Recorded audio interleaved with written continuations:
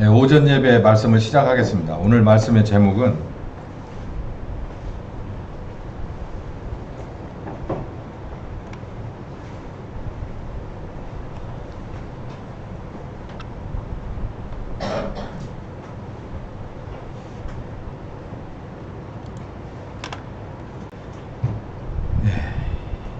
또 성이네요.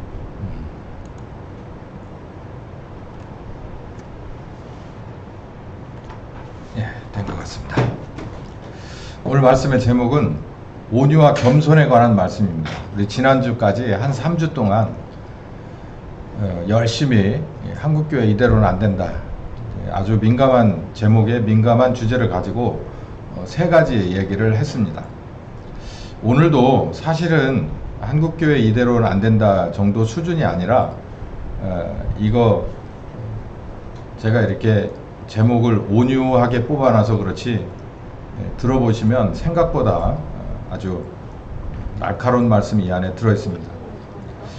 부제목으로 이 안에 들어가야 될 얘기들이 뭐가 있냐면 엎드린 모세, 회중 앞에 엎드린 것 같지만 사실은 하나님 앞에 엎드렸던 모세를 볼 수 있고, 그리고 사람 앞에 착한 예수님 같지만 하나님 앞에 착한 예수님이에요. 그래서 엎드린 그리고 착한이라고 하는 이 주제어를 가지고서 모세와 예수님의 케이스를 좀 분석해 보도록 하겠습니다.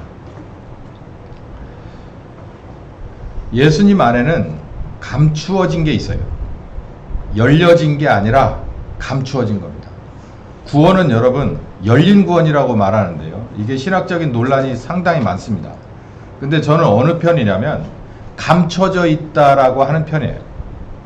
예수님 안에는 열려 있는 것 같지만 감춰져 있습니다. 예수님은 우리가 볼 수 있는 대상이었어요. 우리와 완벽하게 100% 싱크되어 있는 사람이었습니다.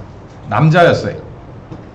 그러나 하나님의 완벽한 아들이었습니다. 이 자체가 우리가 비밀이에요. 감춰져 있는 겁니다. 어떻게 사람이 두 가지 인격을 가지고 있을 수 있냐? 아니, 인격이 아니지. 하나는 인격이고 하나는 신격을 가질 수 있냐? 신성을 가질 수 있느냐라는 거예요. 우린 이걸 이해할 수 없습니다. 감춰져 있는 거예요. 애초부터 감춰져 있는 겁니다. 어떻게 남성과 여성이 결혼해서 사랑해서 나오는 게 자식인데 그런 걸 통하지 않고 성령으로 잉태될 수 있느냐?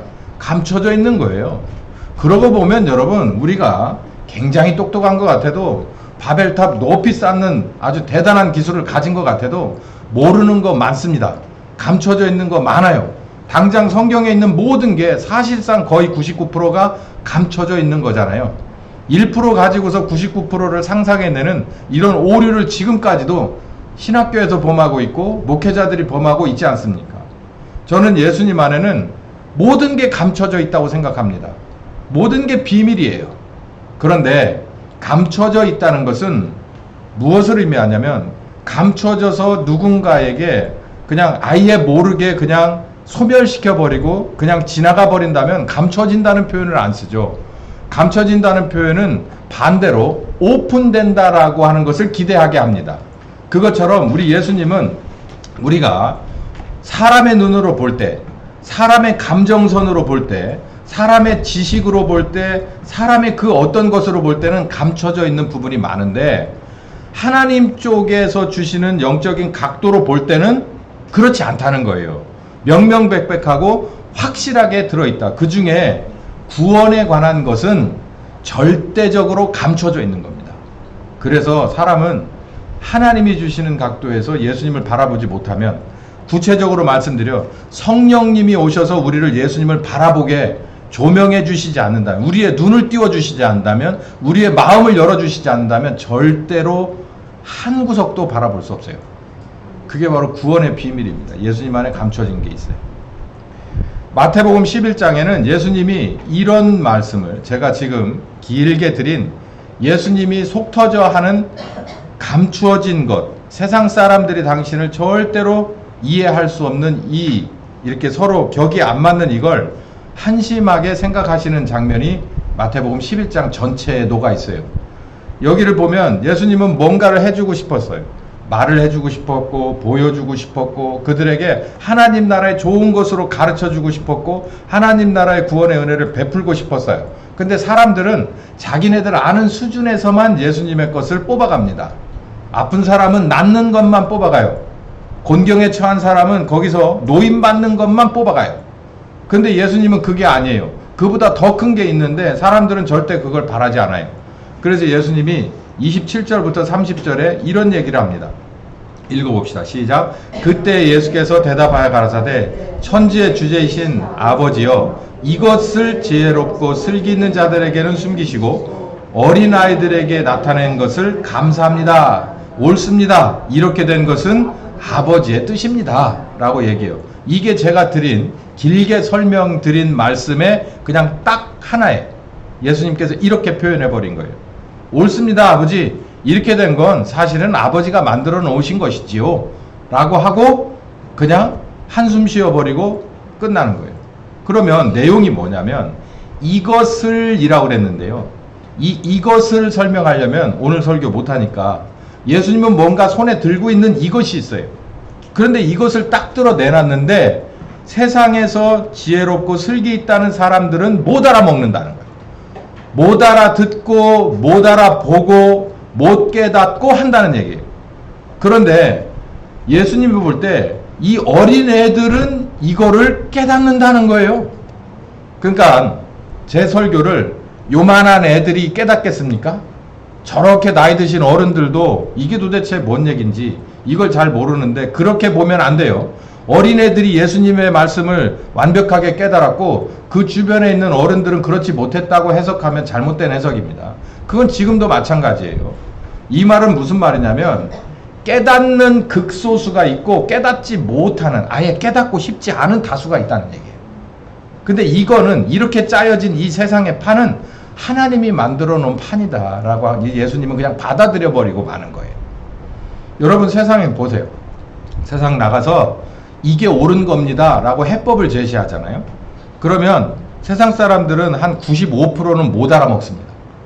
근데 신기하게 그 중에 한 3%, 3.5% 정도는 눈치를 채요. 그게 무슨 얘기인지. 근데 계산이 머릿속으로 그냥 짱구가 팽팽팽팽 돌아갑니다. 그래서 그렇게 했을 때 내가 이득이 뭐냐를 생각하면 거의 100% 내가 손해보는 게임이잖아요. 그러면 나도 못 알아먹겠습니다 라는 쪽으로 가요. 그리고 아주 극소수만 자기를 부인하고 그 말씀을 따라 십자가 지고 갑니다. 이게 지금도 변하지 않는 판이에요. 이 나라의 해법을 제시해 보세요. 이 나라의 해법을 제시해 보세요.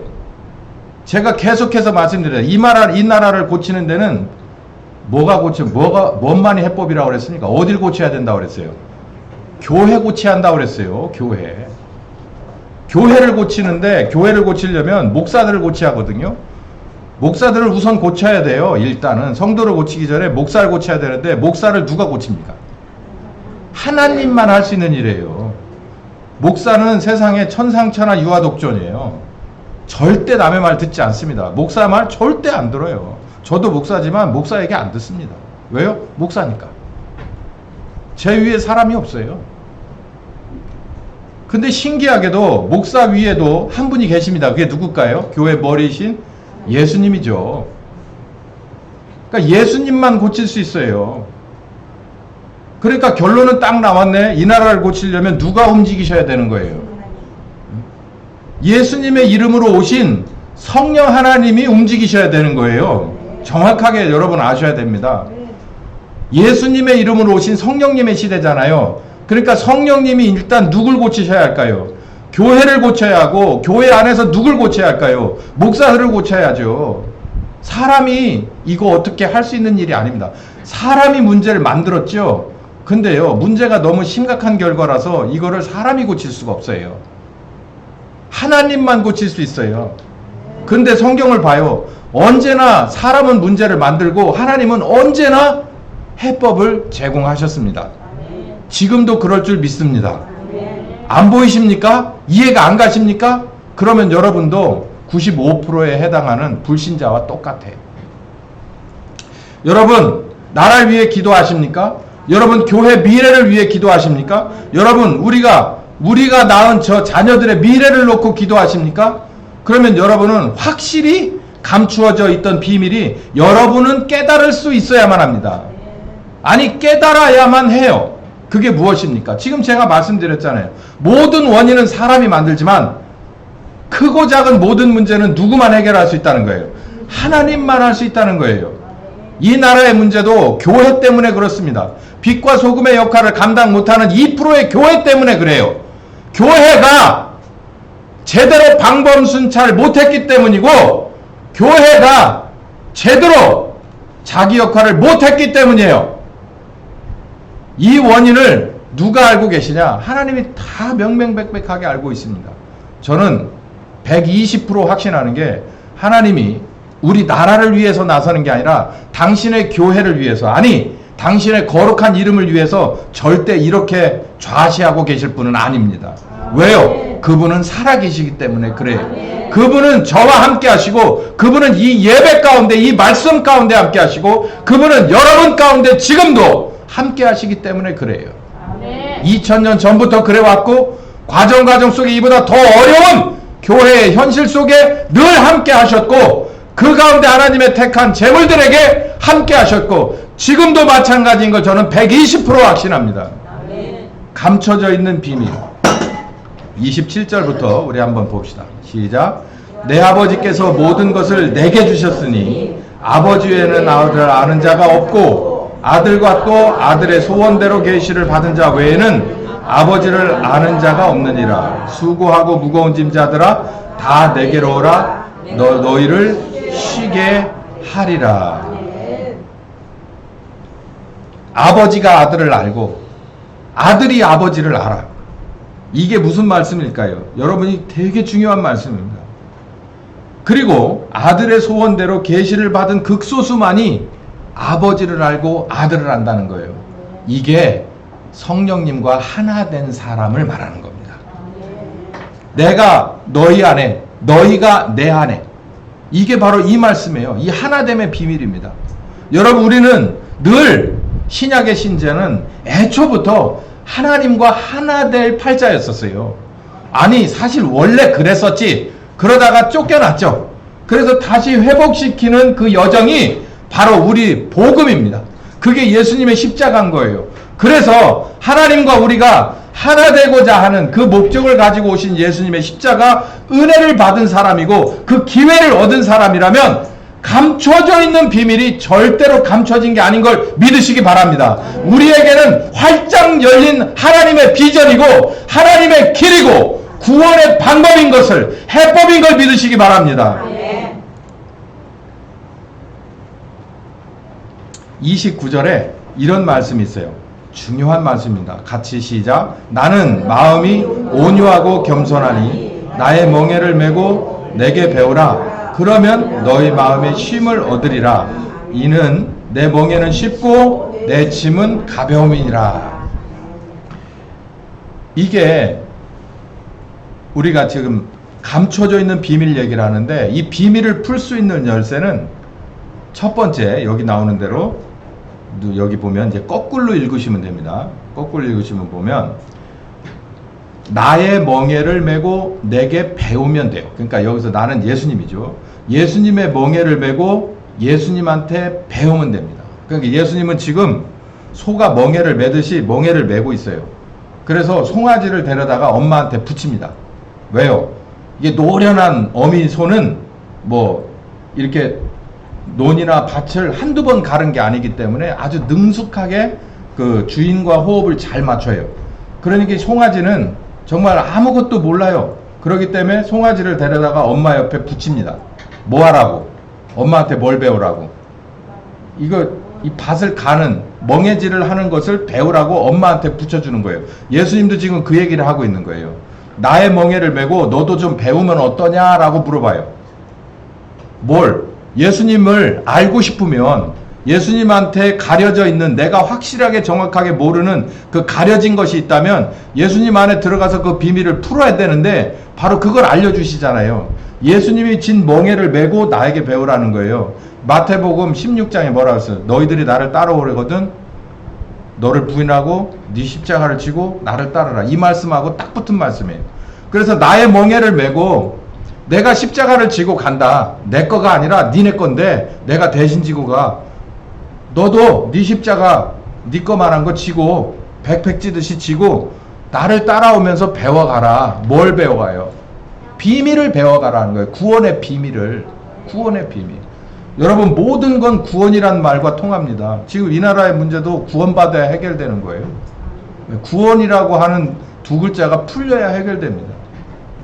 이 문제가 이게 안 풀어지면 해결이 안 돼요. 나의 멍에를 메고 내게 배워라. 그리하면 너희가 마음에 쉼을 얻으리라. 이게 평안이거든요. 평안은 누가 오셔야만 평안이 있습니까? 성령님 오셔야 평안해요. 성령님 오시면 그 열매 첫 번째가 뭐냐면 일단 사람이 쫙 안정됩니다. 안정돼요. 네? 이게 막 이렇게 오르락내리락 하다가 성령님하고 딱 연결이 되잖아요. 그러면 쭉 안정돼 갑니다. 이게 바로 정말 이 비밀이 풀리는 이 방법이에요. 그 성령님과 내가 누구를 배워갈 때, 나를 위해서 십자가 지고 가신 2000년 전에 예수님을 배워갈 때, 이 말입니다. 배워갈 때 뭐가 풀리냐? 비밀이 풀리는데 여기서 핵심 단어는 뭐냐면 예수님은 어떤 분이라고 말하냐면 온유하고 겸손하신 분이다라는 거예요. 그래서 이 단어의 뜻을 그리고 예수님의 진정한 온유와 겸손을 우리는 분간할 줄 알아야 돼요. 이 설교를 들으시고. 여러분 온유와 겸손이 뭡니까? 사람 이름도 온유가 있어요. 겸손도 아마 있을 수도 있겠죠. 이 온유와 겸손을 누구한테다 대도 이 단어를 싫어하는 사람 아무도 없고 이거 배우라고 했을 때 싫다고 할 사람 없습니다. 이거 가르쳐야 된다고 다들 생각할 거예요. 근데 우리가 생각하는 온유와 겸손 이게 맞느냐? 어디 맞나 한번 봅시다. 침례요한의 물침례도 예수님의 천국복음도 이해하지 못하는 사람들, 제가 아까 95%라고 그랬죠.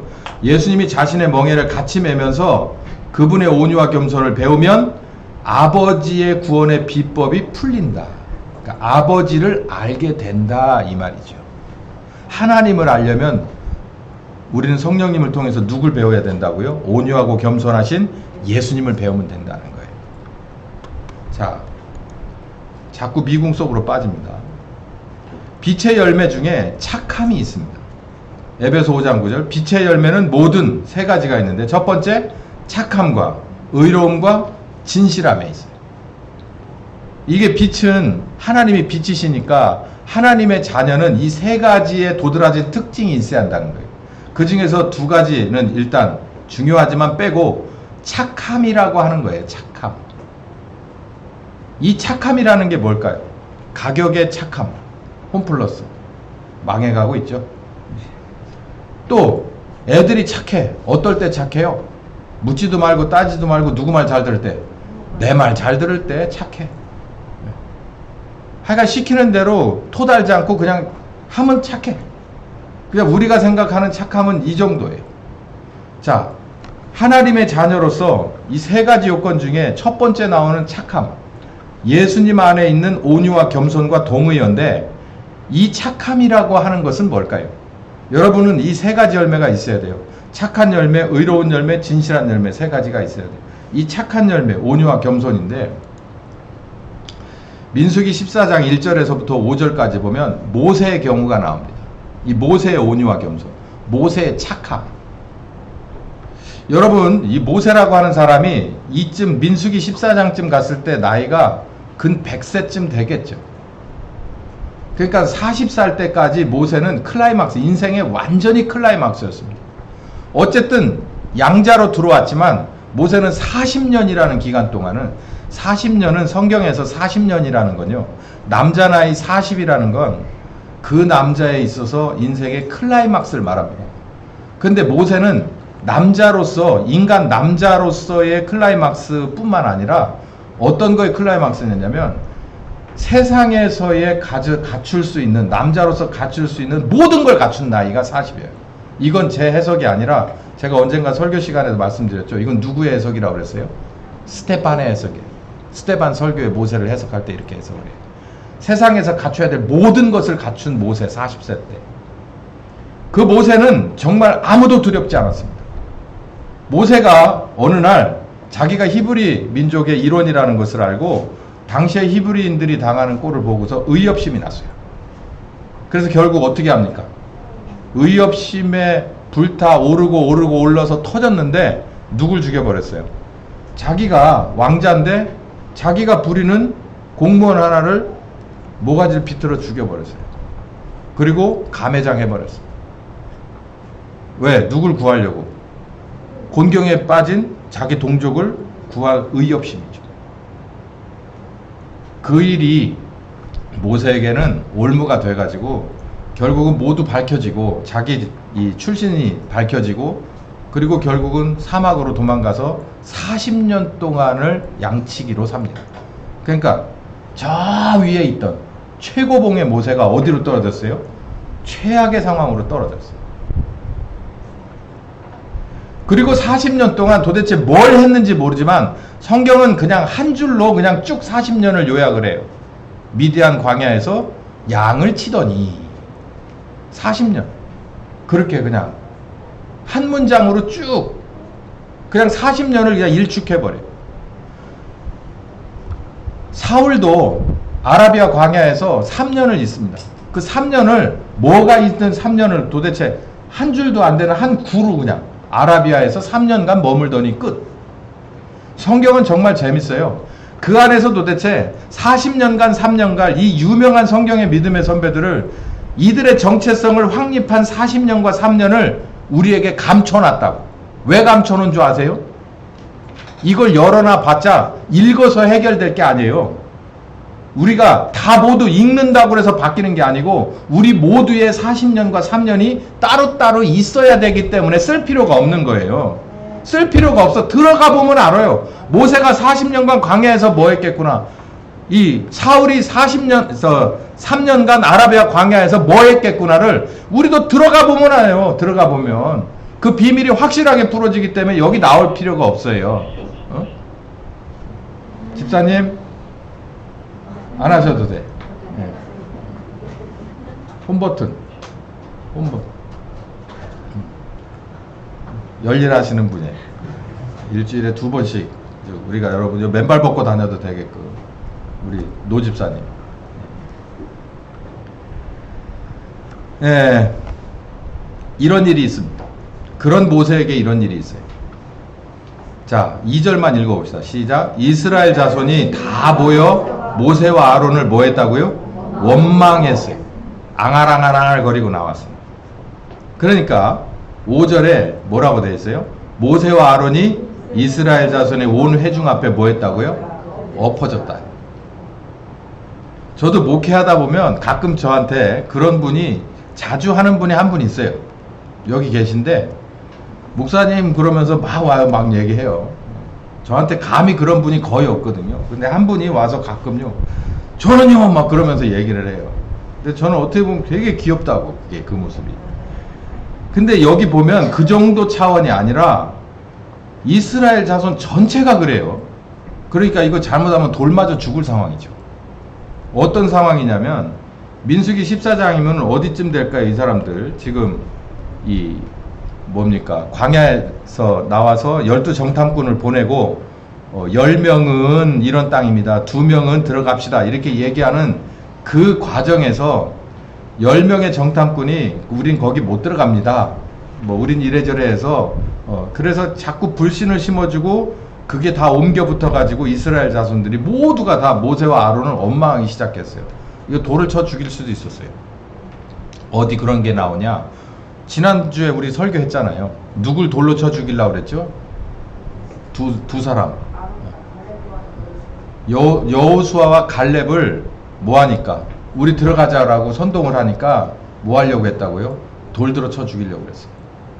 그러니까 모세가 이 상황에 엎드린 겁니다. 여러분 가만히 생각해 봅시다. 이런 일이 또 있어요. 민수기 20장에 보면 모세가 또 다시 한번 엎드린 장면이 나와요. 물이 없어요. 물이 없어. 물이 없으므로 모여서 모세와 아론을 공박해요. 물이 없는데 왜 모세한테 와서 공박을 해? 참 재밌는 일이에요.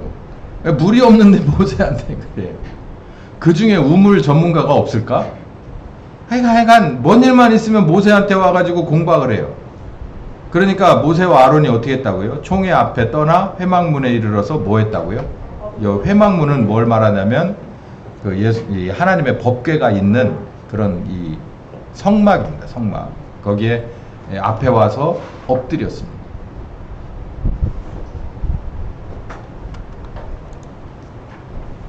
민수기 12장에 보면 이게 갸우뚱할 만한 내용 하나가 나옵니다. 민수기 12장에도 또 이제 엎드린 장면이 하나 나오는데, 모세가 구스 여자를 취했다니까, 구스는 당시 아프리카 대륙을 말하는데 이 어떤 여자 하나를 취했대요. 그러니까 제가 주석을 찾아보니까 이게 자기 후시를 삼은 건지 자기 여종을 삼은 건지 뭘 어떻게 한 건지 명확하지 않아요. 그래서 그냥 우리가 생각하는 대로 조강지쳐 놔두고 다시 후처를 취한 거냐, 우리가 이렇게 받아들이기가 쉬운데 주석을 찾아보면 명확하지 않습니다. 아무튼 뭘 어떻게 했든 간에 이젠 누가 비방하며 나섰냐면 모세의 인척 아론과 미리암은 누나와 형입니다. 누구를 욕하기 시작했냐면 모세를 비방합니다. 왜요? 이 구스 여자를 취했다는 게 아니라 뭘 가지고 말하냐면, 그들이 이르되 시작, 여호와께서 모세와만 말씀하시냐 우리와도 말씀하시지 않느냐라고 말합니다. 그러니까 모세의 최측근이었던 아론과 미리암이 뭐가 늘 가시였냐면은, 모세라고 하는 사람이 하나님께 뭔가 이게 지시함을 받고 모세의 리더십에 늘 물음표를 가지고 있었던 미리암과 아론이에요. 그런데 자기가 봤을 때 구스 여자를 취하는 것을 보니까 옳다구나, 그리고 구스 여자를 취한 것에 관한 것을 말하는 게 아니라 하나님이 모세한테만 말하냐 우리한테는 안 하는 줄 알아? 이렇게 얘기하고 나선 거예요. 여러분 이 본문을 자세히 읽어보세요. 그러면 미리암과 아론 그리고 이스라엘 사람들의 속내를 알 수 있습니다. 그러니까 모세가 구스 여자를 취해서 1절에 딱 나오니까 우린 모두가 선입견이 뭐예요? 잘못했네, 바세바 취한 다윗처럼 그런 거 아니요? 이렇게 되는 거예요. 근데 여기 보면 그게 아니라 이스라엘 전체에 관한 리더십에 관한 문제예요. 근데 그 리더십의 핵심이 뭐냐면 여호와께서 모세와만 통하냐 이 얘기예요. 우리하고는 안 통하냐 이 말이에요. 여러분이 잘 읽어보셨겠죠? 제가 한번 물어봅시다. 구약 성경을 다 읽어봐요. 특히 출애굽기서부터 시작해서 이 출, 레, 민, 신까지 다 읽어보세요. 모세 오경은 전통적으로 모세가 썼다는 거예요. 그러니까 모세가 썼든 안 썼는지 거기에 대한 이 반론은 많지만요.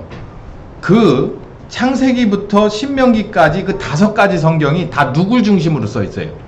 모세를 중심으로 써 있어요. 모세를. 특별히 출애굽기에서부터 신명기까지는 모세를 빼면 답이 없어요. 그 왜 그렇습니까? 이스라엘을 건져내는 데는 모세 한 사람이었어요. 모세 한 사람만 봤어요, 하나님은. 근데 여기 보니까 미리암과 아론이 항상 물음표를 가지고 있는 거예요. 애초부터.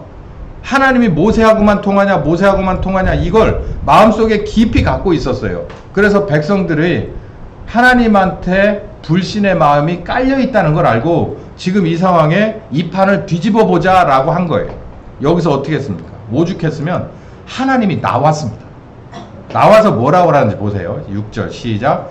내 말을 들으라. 너희 중에 선지자가 있으면 나 여호와가 이상이라는 거 아시죠? 이상으로 나를 그에게 알리기도 하고 꿈으로 그와 말하기도 했지만은 7절 시작. 내 종 모세와는 그렇지 아니 그는 나의 온 집의 충성 때문이라. 그와는 내가 뭐 해서 대면하여 명백히 말하고 은밀한 말로 하지 아니하니 또 그 여호와의 형상을 보겠거늘. 이게 언제를 말하냐면 모세가 하나님 앞에 가서 면전에 가서 뭘 받아온 사람이에요?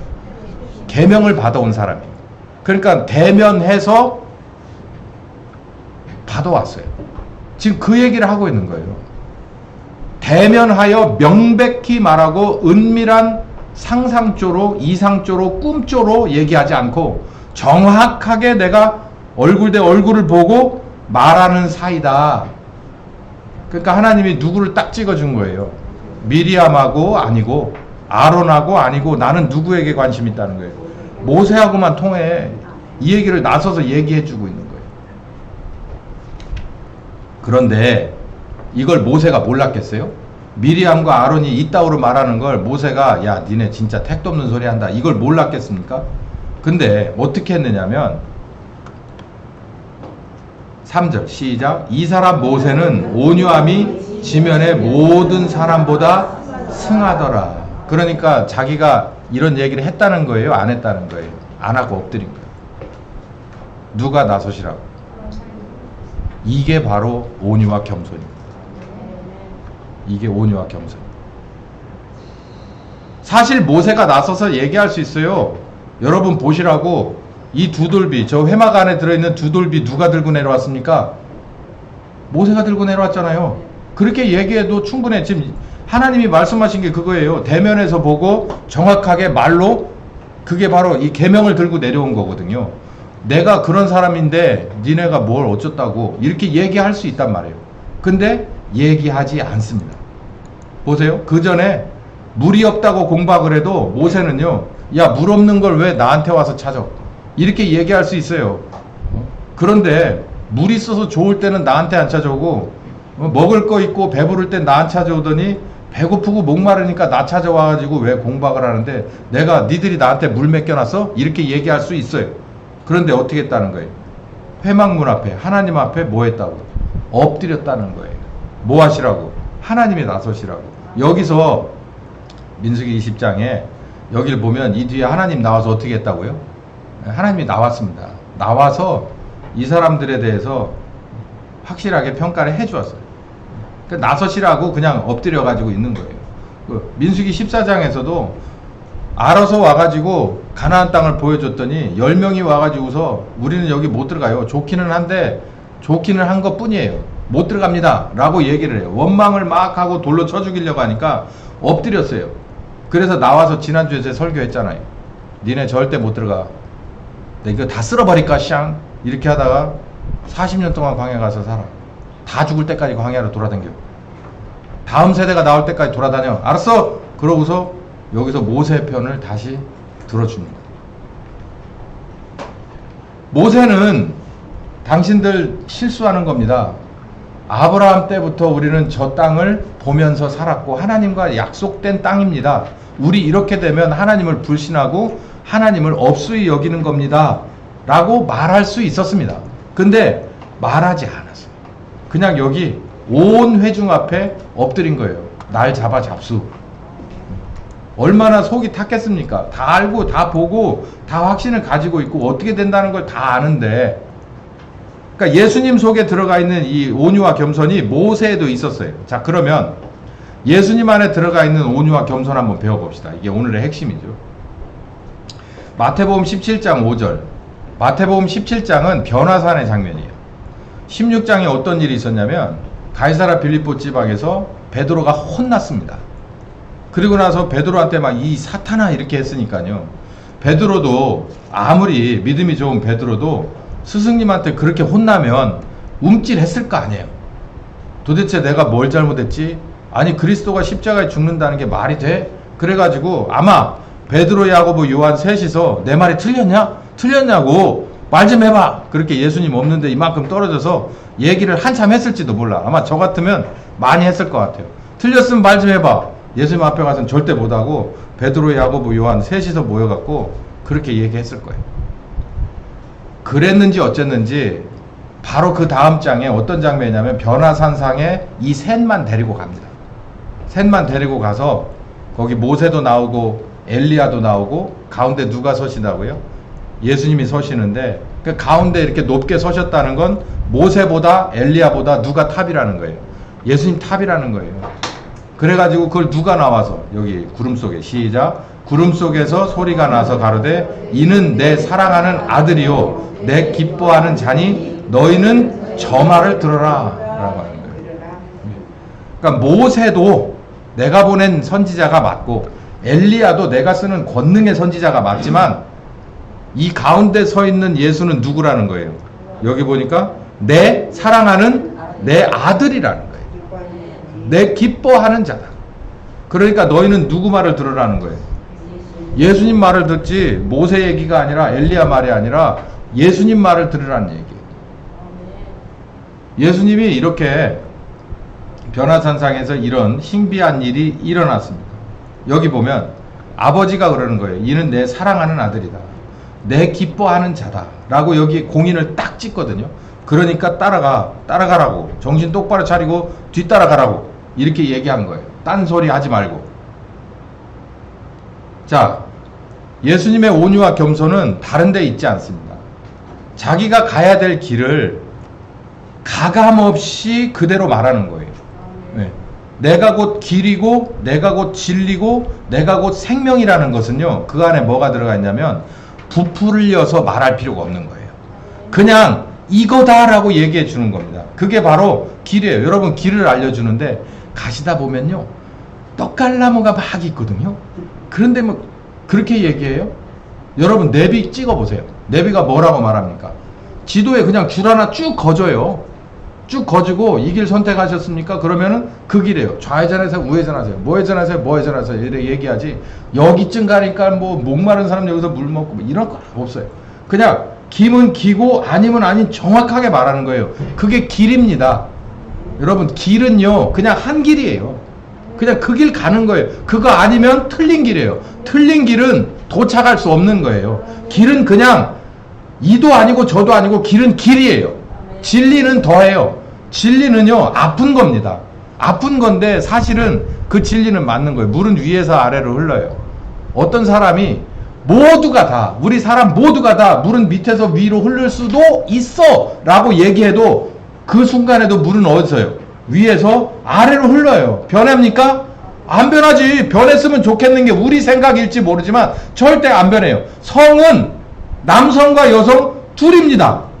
우리가 셋도 될 수 있어, 넷도 될 수 있어 라고 아무리 우리들끼리 통하는 용어로 말을 많이 해도 그걸 설득하고 그걸 규제하려고 애를 써도 여전히 남성과 여성이에요. 그 진리는 사람의 차원이 아니에요. 하나님의 차원이기 때문에 그래요. 생명도 마찬가지입니다. 살아서 우리가 숨을 뻘떡뻘떡 쉬고 심장이 뻘떡뻘떡 하고 있으니까 이게 살아있는 것 같죠. 하나님이 보시는 생명은 달라요.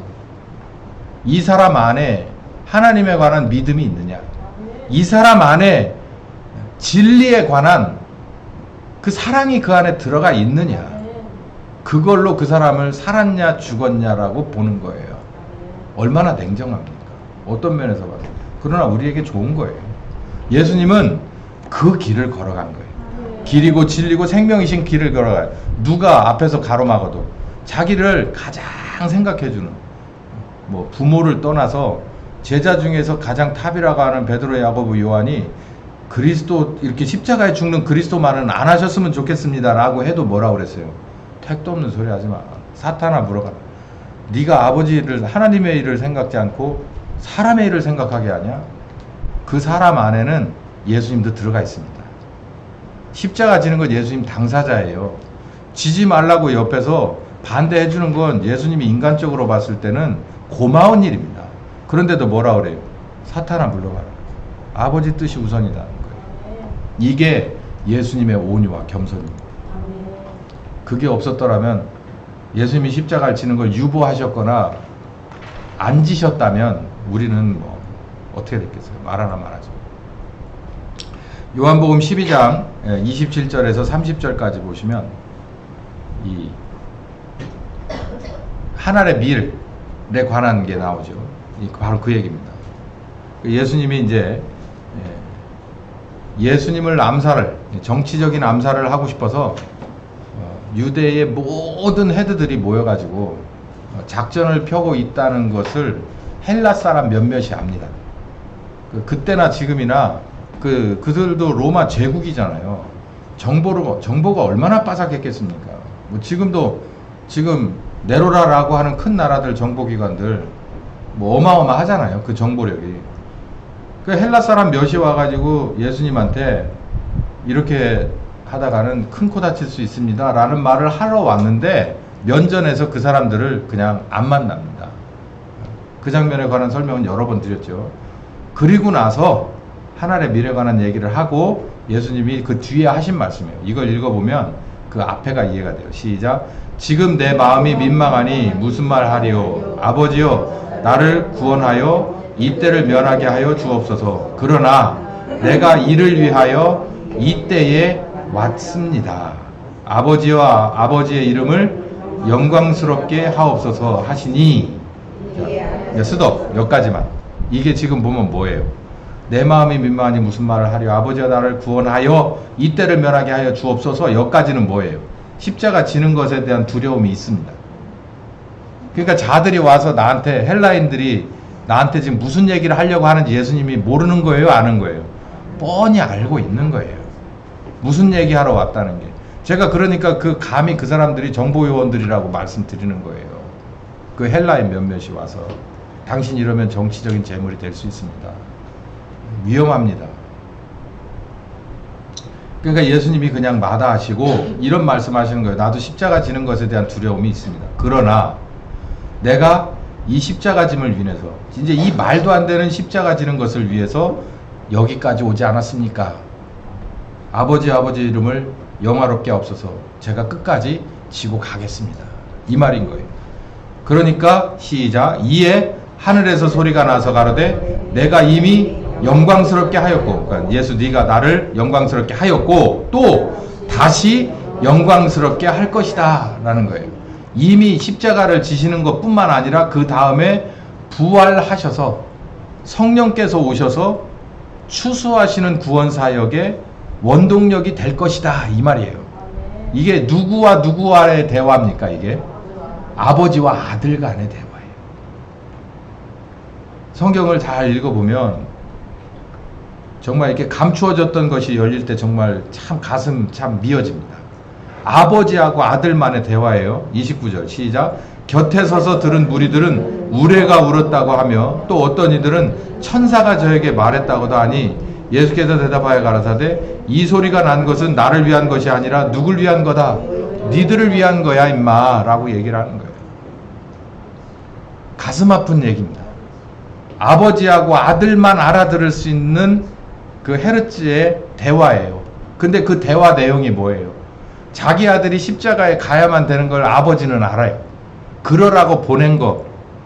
그래서 여기까지 왔어요. 이제 코앞입니다 라고 말하는, 그러나 끝까지 가겠습니다 라고 하는 그 아들을 바라보는 아버지 심정이 어떻겠어요? 저는 아버지예요.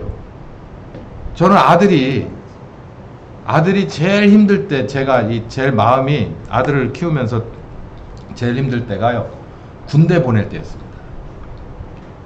제가 한 녀석을 저 훈련소에 보내면서 제가 차마 눈물을 흘릴 수는 없고, 그 마지막으로 이렇게 제가 그 앞에까지 이렇게 돼갖고 이렇게 들어가는 모습을 보고, 기본군사훈련을 끝나고 들어가는 모습을 보고, 제가 저 한숨을 위로 쉬고 아래로 쉬고 저기 모퉁이 돌아가더라고. 그래서 이제 다시 올라와야지 그러고 이제 차를 타고 이렇게 차마 이렇게 돌아 보이지는 못해요. 특기 교육 받는데 이제 기본군사훈련 다 받아 힘든 건 다 지났는데도. 그래서 제가 정말 마음이 여기 민망해가지고 쫙 돌아서면서 그냥 제 입에서 툭 나온 말이 있어요. 그 얘기가 어디서 나왔냐면 우리 아버지가 했던 소리가 제 입에서 나왔어. 내가 군 생활할 때 김일성이 모가지를 땄어야 돼 라고 하는 얘기를 많이 들었거든요.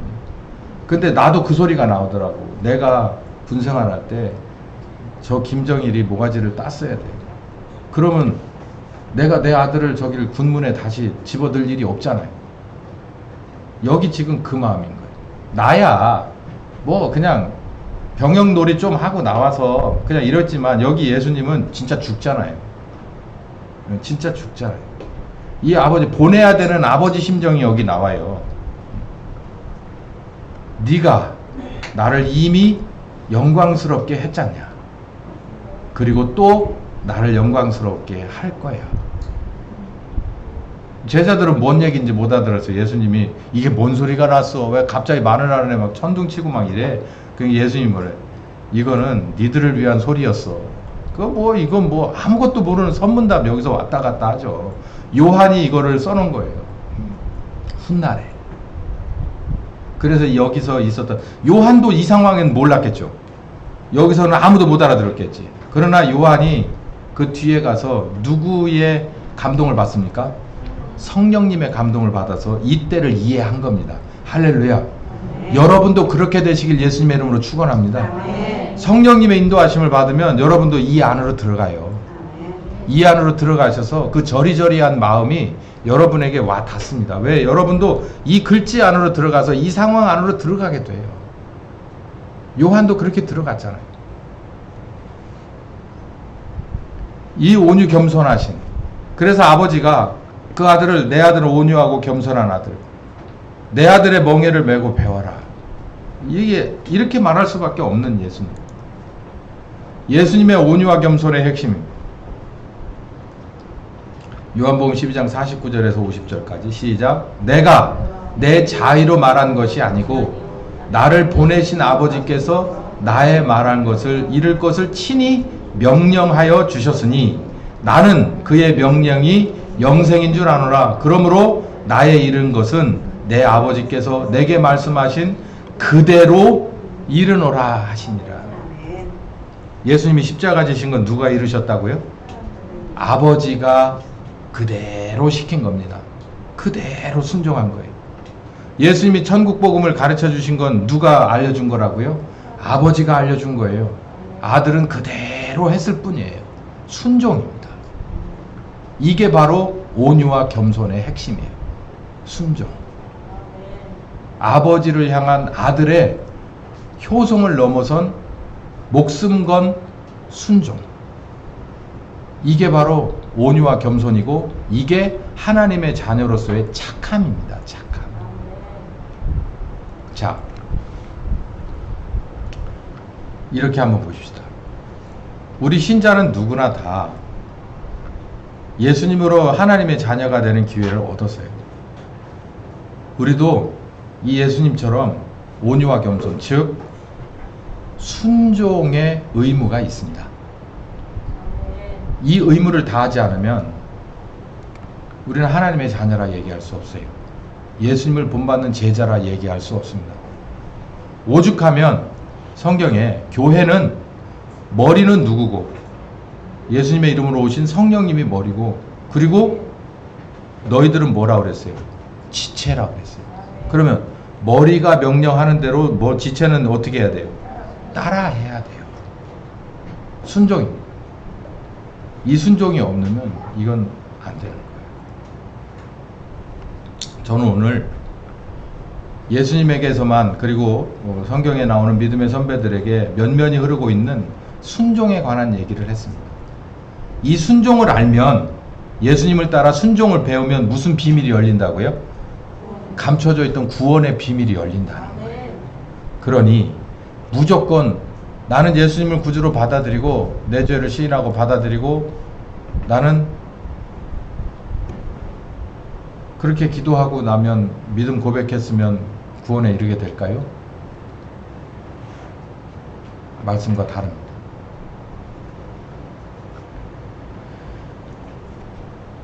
정말 하나님이 원하는 빛의 열매를 가진 하나님의 자녀들이 정말로 필요한 때입니다. 여러분, 어디서부터 뭐가 문제였는지를 깨닫고 조금 더디더라도 힘들더라도 원점으로 돌아가는 게 필요합니다. 그렇게 돌아가려 했을 때, 또 그렇게 돌아갔을 때 여러분에게 하나님의 귀한 은혜가 임할 줄 믿습니다. 귀하신 하나님,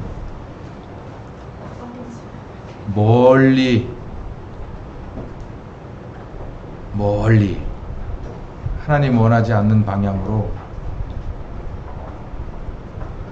많이 돌아왔습니다. 이 대한민국의 교회를 불쌍히 여겨 주시옵시고, 우리가 예수님의 그 거룩하신 보혈의 공로로 우리가 하나님의 자녀가 되는 기회를 얻은 게 분명하다면 그렇게 순종하신 예수님을 배우게 하여 주시옵소서. 가르쳐 주시는 성령님과 하나 돼서 그 비밀을 온전하게 풀게 하여 주시옵소서. 정말 하나님이 오셨을 때 예수로 말미암은 내 살이요 내 피구나 이렇게 인정할 만한 교회와 한 사람의 신자들이 다 되게 하여 주시옵소서. 지금은 우리 주 예수 그리스도의 은혜와 아버지 하나님 극진하신 사랑하심과 성령님의 교통하시는 역사가 이제 진정한 순종을 그리고 예수님을 배우기를 원하며 끝까지 순종하며 따라가기로 작정하는 심령과 가정과 교회 위에 병석에 누워있는 그리고 치료 중인 세 사람 위에 함께 하시기를 예수 그리스도의 이름으로 축원하옵나이다. 아멘.